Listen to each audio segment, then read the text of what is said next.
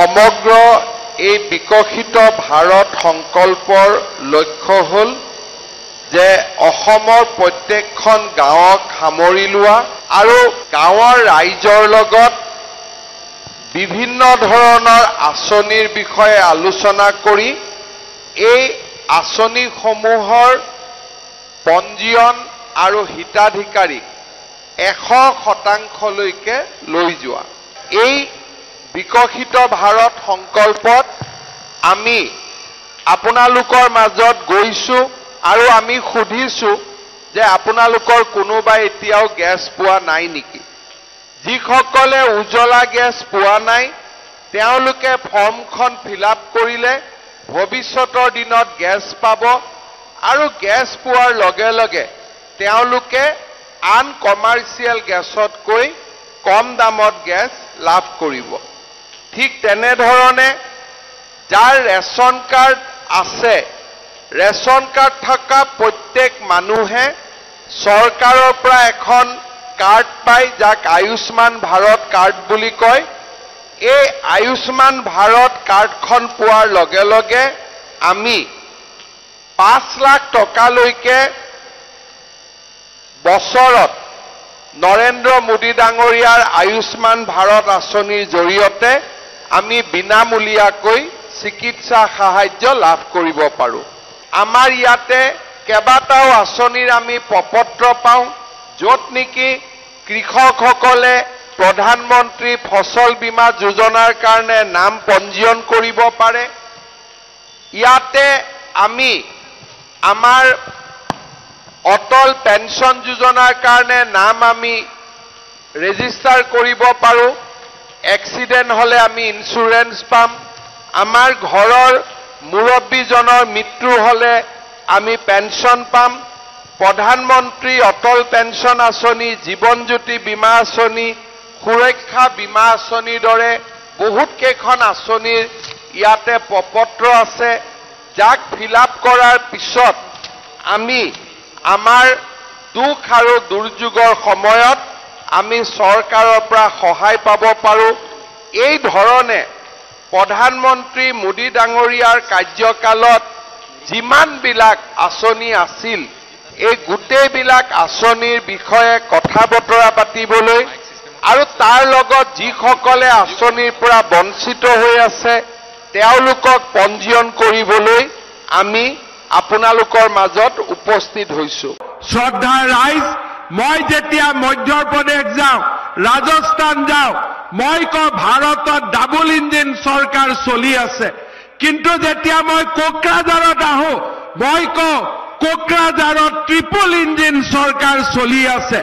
কোকৰাঝাৰৰ বিটিআৰৰ BJP UPPL চৰকাৰ, দিছপুৰৰ বিজেপি চৰকাৰ আৰু দিল্লীত মোদী চৰকাৰ, ট্ৰিপল ইঞ্জিন চৰকাৰ। আৰু এই তিনিটা ইঞ্জিনৰ চৰকাৰখন আমি যিমান দিনলৈ চলাই ৰাখিম সিমান দিনলৈ আমি বিটিআৰত শান্তি আৰু প্ৰগতিৰে এক নতুন দিগন্ত আমি নিৰ্মাণ কৰিব পাৰিম। পূৰ্বৰ যিখন বিটিআৰ চৰকাৰ আছিল সেই চৰকাৰখনৰ দিনত পৰ্বতসমৰ দুৰ্নীতি আছিল, বিটিআৰৰ উন্নতি ব্যাঘত হৈছিল, বড়ো অনাবড়ো ৰাইজৰ মাজৰ সমন্বয়ৰ সাকোডাল ভাঙি গৈছিল। বিটিআৰত আগত যিখন চৰকাৰ আছিল সেই চৰকাৰখনে বিটিআৰৰ মূৰত ৩,০০০ কোটি টকাৰ ধাৰ থৈ গৈছিলে। এটা এটাকৈ কম্বলৰ পৰা আৰম্ভ কৰি বজাৰত যি দাম হয় তাতকৈ 50 গুণ 100 গুণ দামত বস্তু কিনি সমগ্ৰ বিটিআৰৰ অৰ্থনৈতিক ব্যৱস্থাক কোঙা কৰি পেলাইছিলে। আজি সেই ৩,০০০ কোটি টকাৰ লাইবিলিটি আমি লাহে লাহে কমাই ১২০০ কোটি টকালৈ লৈ যাবলৈ আমি সক্ষম হৈছো।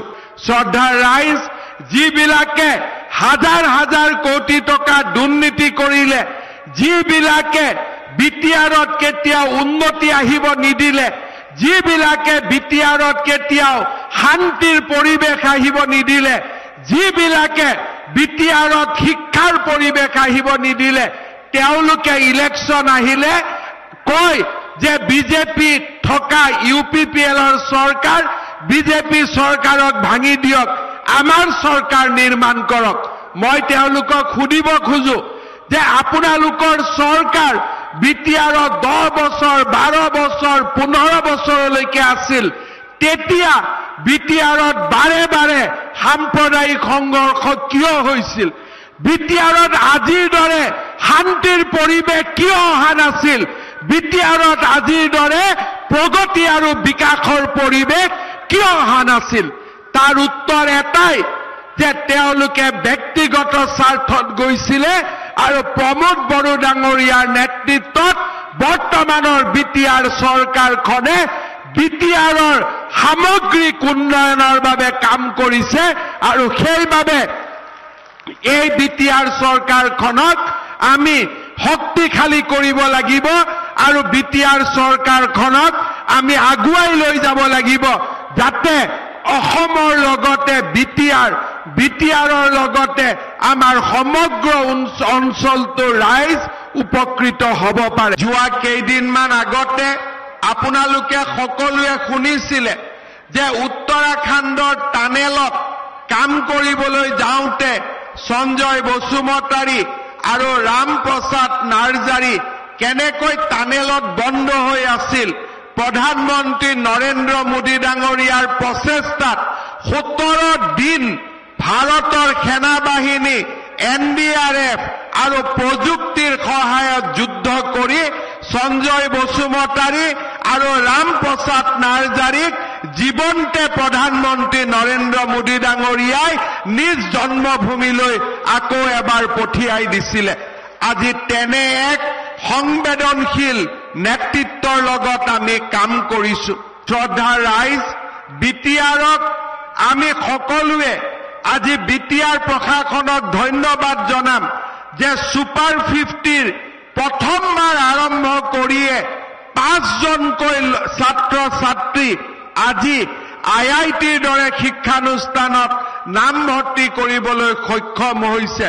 গুণোৎসৱত পৰীক্ষাৰ ফলাফল ভাল হৈছে আৰু তাৰ লগে লগে মেডিকেল আৰু ইঞ্জিনিয়াৰিং কলেজত চিট পোৱা ল'ৰা ছোৱালীৰ সংখ্যা বাঢ়িছে।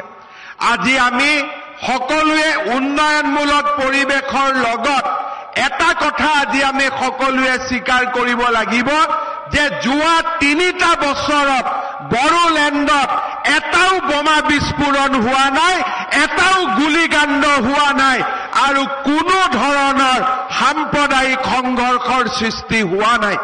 আজি আমি এই অনুষ্ঠানত বহি প্ৰধানমন্ত্ৰী নৰেন্দ্ৰ মোদী ডাঙৰীয়া আৰু গৃহমন্ত্ৰী অমিত শ্বাহ ডাঙৰীয়া আৰু আমাৰ BTCৰ নেতৃত্বক ধন্যবাদ জনাম যে প্ৰথমবাৰৰ বাবে কোনো ধৰণৰ সাম্প্ৰদায়িক সংঘৰ্ষ, কোনো ধৰণৰ হিংসাত্মক ঘটনা নোহোৱাকৈ আজি আমি 3টা বছৰ পাৰ কৰিবলৈ সক্ষম হৈছো।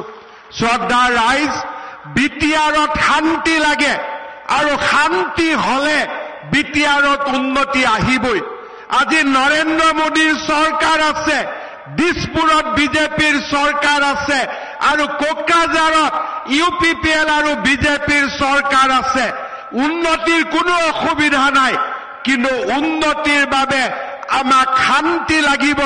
গধূলি 10টা 11টা 12টা বজাতো যাতে বড়ো অনাবড়ো সকলো লোকে কাম কৰিব পাৰে, স্কুলত যাব পাৰে, কলেজত যাব পাৰে, বোমা বিস্ফোৰণ হ'ব নোৱাৰে, তেনেকুৱা এটা পৰিৱেশ আমি নিৰ্মাণ কৰিব পৰা নাছিলো।